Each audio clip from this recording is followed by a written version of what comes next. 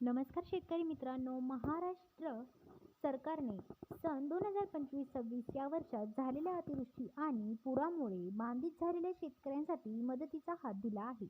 9 जानेवारी 2026 रोजीच्या ताज्या माहितीनुसार सरकारने एकूण 31.628 कोटी रुपयांची मदत पॅकेजमधील काही टप्प्याने वाटप सुरू केले आहे. विशेष छत्रपती संभाजीनगर, अहिल्यानगर, नाशिक आणि अमरावती विभागातील जिल्ह्यांसाठी निधी वितरणाचे शासन निर्णय जी.आर.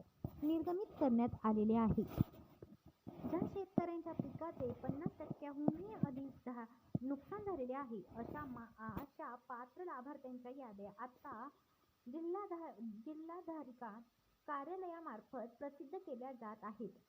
मराठवाडा, छत्रपती संभाजीनगर, जालना, लातूर, परभणी, हिंगोली, विदर्भ, अमरावती, अकोला, बुलढाणा, वाशिम, नागपूर, पश्चिम महाराष्ट्र, अहिल्यानगर, सोलापूर, पुणे, उत्तर महाराष्ट्र, नाशिक, जळगाव. विशेष म्हणजे केवळ पात्र लाभार्थ्यांनाच नाही, तर ज्याची ई-केवायसी पेंडिंग आहे अशा शेतकऱ्यांचा सुद्धा स्वतंत्र यादी देण्यात आलेली आहे, जेणेकरून ते आपली प्रक्रिया पूर्ण करून पटकन करून घेतील.